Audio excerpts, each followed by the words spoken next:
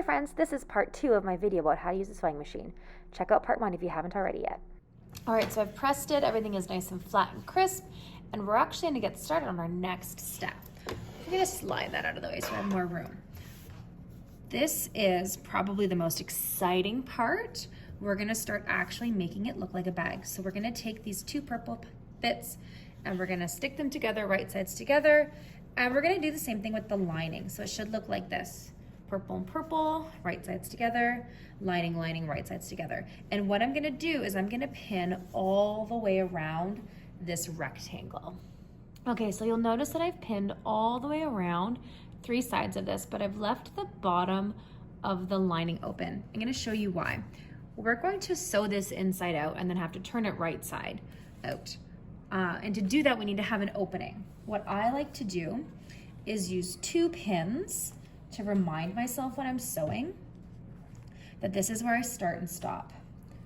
So I've got 2 pins there, and I've got 2 pins here.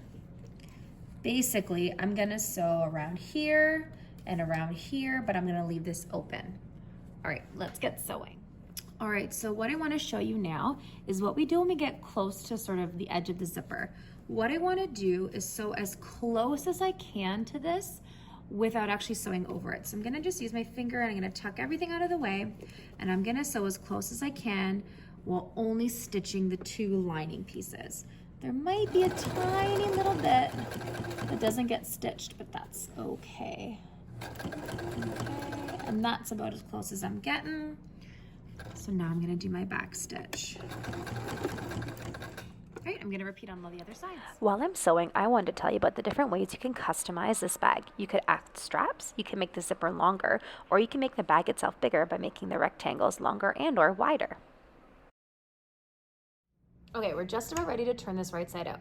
You'll notice 2 things that I did while I was off camera.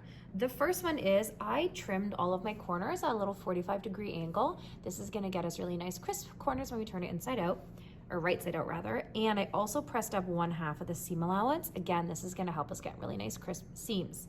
All right, so you're gonna open up your bag and hope that you had your zipper open when you sewed it shut. If you didn't, not a problem. You just need to reach in there and open it up.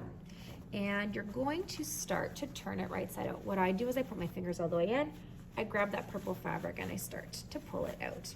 Now this is my favorite part of making basically anything. So when you turn it right side out and all of a sudden it looks like an actual real thing.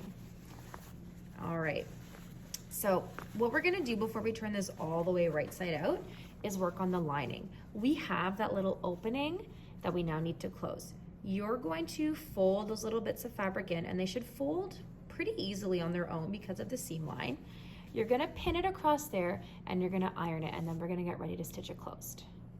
All right, so I've pressed it, I've pinned it, I'm ready to sew.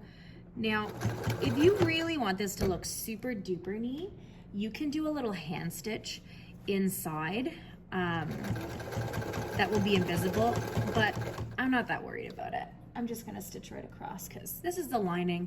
No one's really gonna see it, and as long as my seam is neat, I think it's totally fine for it to be visible.